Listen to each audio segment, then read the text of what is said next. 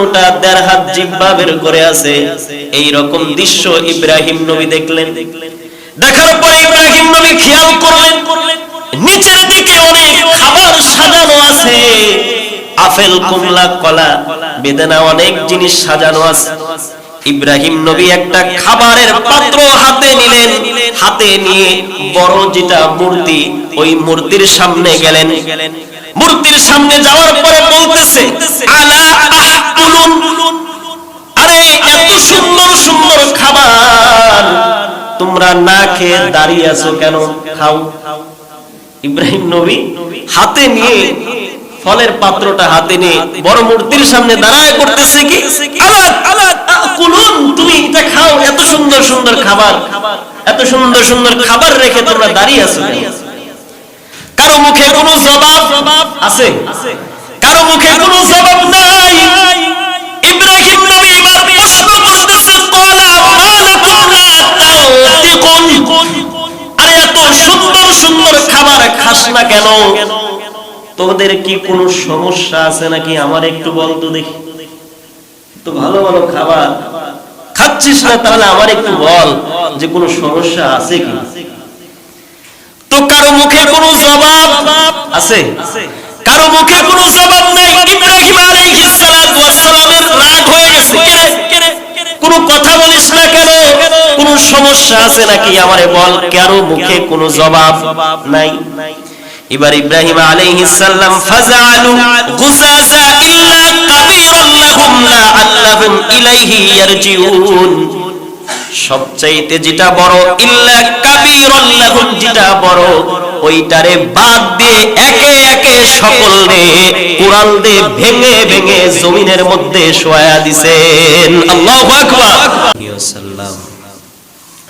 সম্মানিত উপস্থিতি, আজকে ইংরেজি মাসের 15তম তারিখ, বাংলা জ্যৈষ্ঠ মাসের 1তম তারিখ, আরবি জিলকদ মাসের আজ হচ্ছে 27তম তারিখ। আল্লাহ পাক এই মাসগুলোতে আমাদেরকে সুস্থতার নিয়ামত দিয়ে বাঁচিয়ে রেখে তার ঘরে আসার এবং বসার জন্য কবুল করে নিলেন। এর জন্য আরো একবার শুকরিয়া আদায় করি, সকলেই পড়ি আলহামদুলিল্লাহ। গত জুমাতে আমরা আলোচনা শুনতেছিলাম ইব্রাহিম আলাইহিস সালাতু ওয়াস সালামের ইতিহাস থেকে, তার জীবনী থেকে। তো ইব্রাহিম আলাইহিস সালামের মনে বিশ্বাস যে আমার প্রভু, আমার রব, আমার খোদা একজন আছে।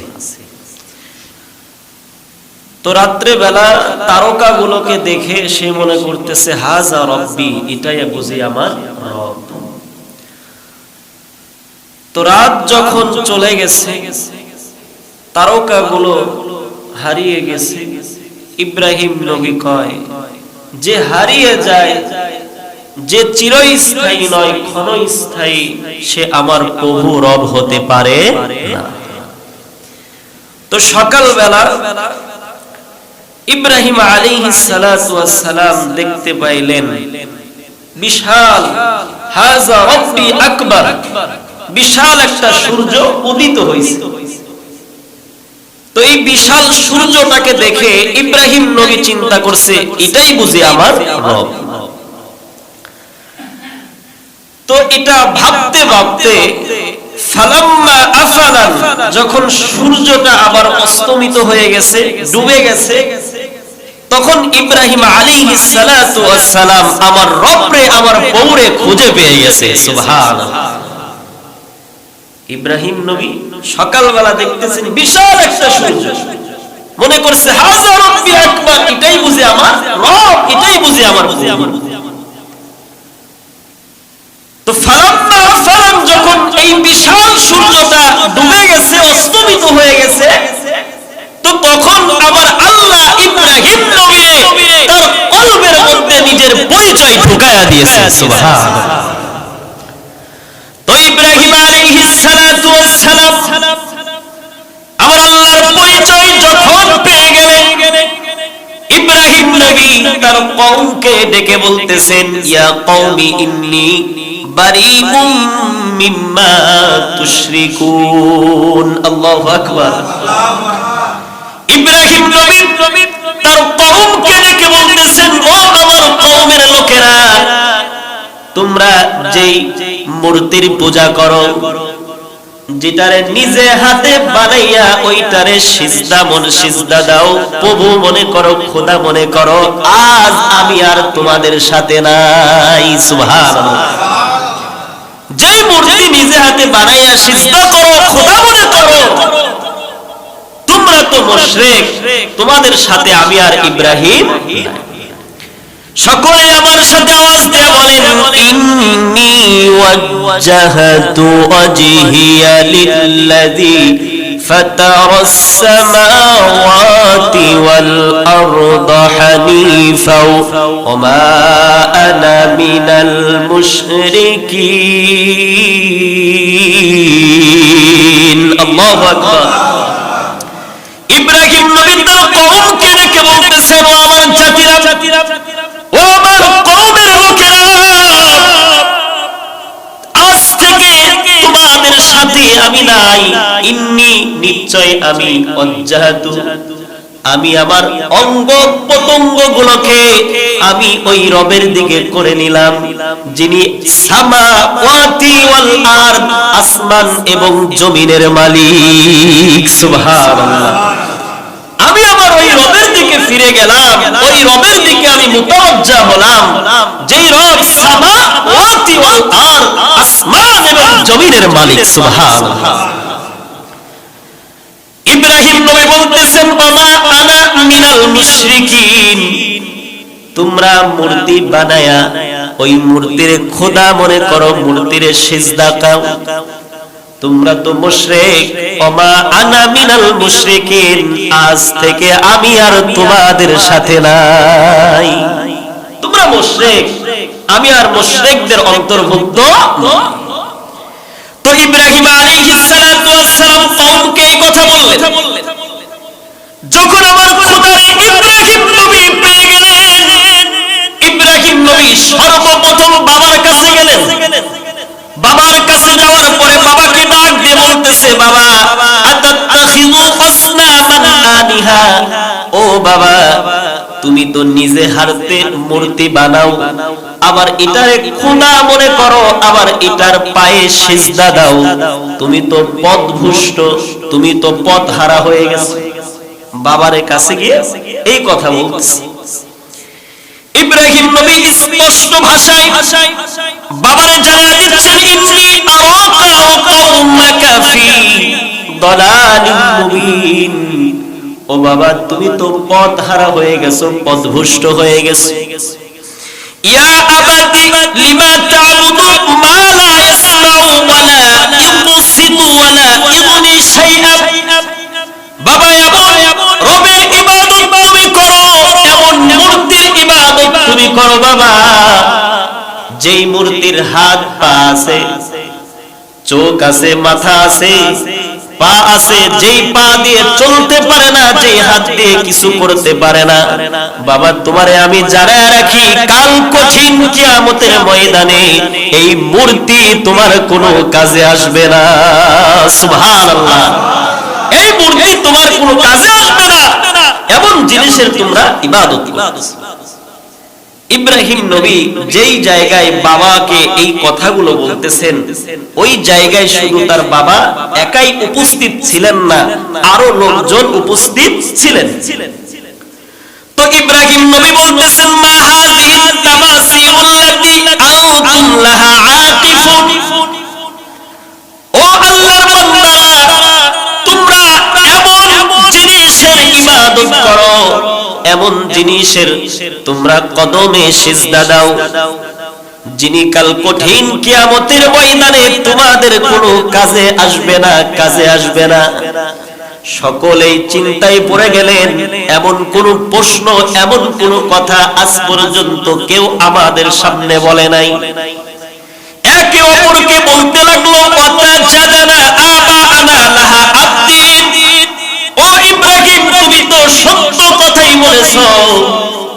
আমরা যে জিনিসের ইবাদত করি, যেটারে খোদা মনে করি, এটা তো আমাদের কোনো কাজে আসে না। বাপ দাদারা করেছে, বাপ দাদাকে অনুসরণ করে আমরাও এই কাজগুলো করি। এইখান থেকে বোঝা যায় যারা ইসলামের শরীয়ত বিষয় নিয়ে বাপ দাদার কথা এই সমাজে যারা আনতে চায়, বুঝতে হবে এরা ওই মুশরিকদের অন্তর্ভুক্ত। ঠিক কি না? কারণ তারা এক কথাই বলতেছে, আমরা জানি যে আসলে এইগুলো আমাদের কোনো কাজে আসতেছে না বা আসবে না, কিন্তু বাপ দাদারা করেছে এর জন্য আমরাও করি। তো ইব্রাহিম আলাইহিস সালাতু ওয়াস সালাম তার কথা তারা গ্রহণ করলেন। ইব্রাহিম নবী স্পষ্ট ভাষায় জানিয়ে দিলেন, আমার কথা তো তোমরা গ্রহণ করলেই না, তবে আমি এমন একটা কাজ করব যেই কাজ করার কারণে তোমরা আমারে খুঁজবা। সুবহানাল্লাহ। আমি এমন একটা কাজ করব যেই কাজ করার কারণে তোমরা আমারে খুঁজে বের করবে। তো মেলা চলে আসলো। মেলা যখন চলে আসলো, ইব্রাহিম আলাইহিস সালাতু ওয়াস সালামের বন্ধুরা এসে কয়, বন্ধু চলো যাই, মেলায় যাই, মেলায় ঘুরতে যাই, আনন্দ করব। ইব্রাহিম নবী তার বন্ধুদেরকে বললেন, ফানাসারা নাসরাতান ফিন নুজুম ফাকালা ইন্নী সাকিব। ও বন্ধুরা তোমরা যাও, আমি ইব্রাহিম অসুস্থ। সুবহানাল্লাহ। ইব্রাহিম তিনি বলতেছেন আমি অসুস্থ। আসলে তিনি কিন্তু অসুস্থ। এখন হয়তো প্রশ্ন করতে পারেন, হুজুর তাহলে নবীরা কি মিথ্যা কথা বলে?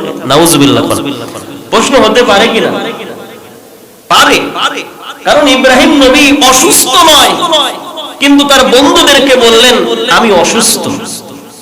আসলে মানুষ শারীরিক দিয়ে অসুস্থ হলেই শুধু অসুস্থ বলে না, মানুষ অনেক সময় দেখা যায় মানসিক দিয়েও অসুস্থ হয়। ঠিক কিনা?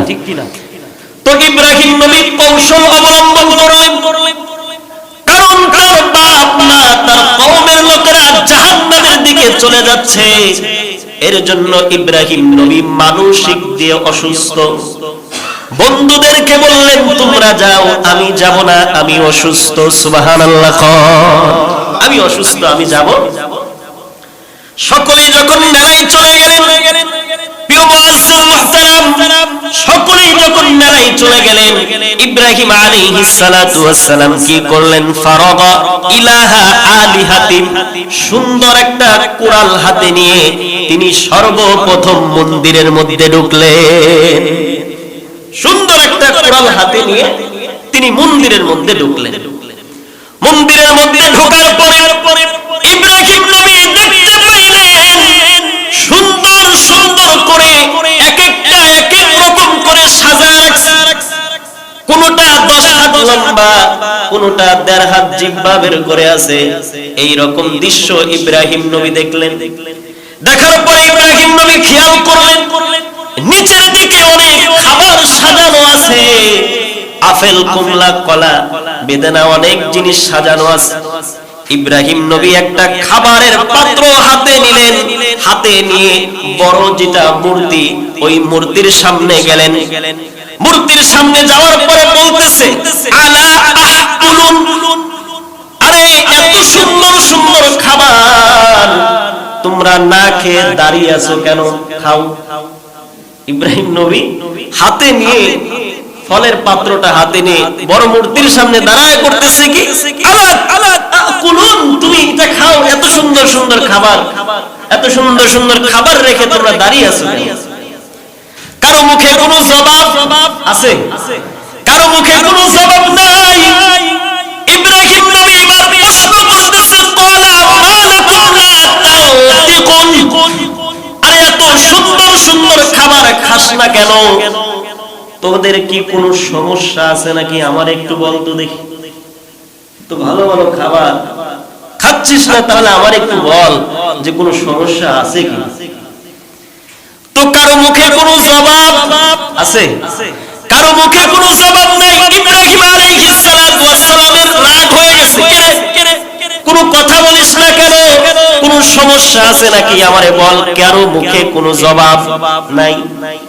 এবার ইব্রাহিম আলাইহিস সালাম ফাজআলু গুসাসা ইল্লা কাবীরান লাহুম লাআল্লাহুম ইলাইহি ইয়ারজিউন, সবচাইতে যেটা বড় ইল্লা কাবীরান লাহুম, যেটা বড় ওইটারে বাদ দিয়ে একে একে সকলে কুড়াল দিয়ে ভেঙে ভেঙে জমিনের মধ্যে শোয়া দিছেন। আল্লাহু আকবার। কারো মুখে কোনো কথা নাই, রাগ হয়ে যেটা বড় ওইটারে বাদ দিয়ে সকলে একদম ভেঙে মাটির মধ্যে শোয়া দিছে। তো ইব্রাহিম আলাইহিস সালাতু ওয়াস সালাম সকল মূর্তি যখন ভাঙলেন, একটা মূর্তি যখন রাখলেন, এর মধ্যে কারণ আছে না নাই? জোরে বলেন আছে না নাই? কারণ আছে। এখন যদি আমারে বলেন ইব্রাহিম নবী মূর্তি ভাঙছে, আমাদের তো মূর্তি ভাঙা দরকার, প্রশ্ন হতে পারে কিনা যে ইব্রাহিম আলাইহিস সালামের সন্তান আমরা, তো সে তো মূর্তি ভাঙছে, তাহলে আমাদেরও মূর্তি ভাঙা দরকার। ইব্রাহিম আলাইহিস সালাম মূর্তি ভাঙছেন, কারণ আছে, ঠিক কিনা? ইব্রাহিম নবী মূর্তি ভাঙছেন, কারণ হলো তার কওমেরা তাকে যেন খুঁজে বের করে, এইটাই তার কারণ। আর আল্লাহ আমাদেরকে নিষেধ করেছেন সূরা কাফিরুনের মধ্যে, আল্লাহ বলেছেন লাকুম দীনুকুম ওয়ালিয়াদিন। আল্লাহু আকবার। যার যার ধর্ম তার তার কাছে, কখনোই অন্য ধর্ম নিয়ে উপহাস করা যাবে। তো ইব্রাহিম আলাইহিস সালাম মূর্তি ভাঙলেন, মূর্তি ভেঙে কুরআনটা কাবীরান লাহুম, যেটা বড় ওই বড় মূর্তির হাতে ঝুলায়া রেখে আসলেন, ঝুলায়া দিয়ে আসলেন। এবার ইব্রাহিম আলাইহিস সালাম বাড়িতে চলে আসলেন। বাড়িতে আসার পরে যখন মেলাই থেকে সকলেই চলে আসছে, আসার পরে সকলে আগে মন্দিরের মধ্যে ঢুকছে।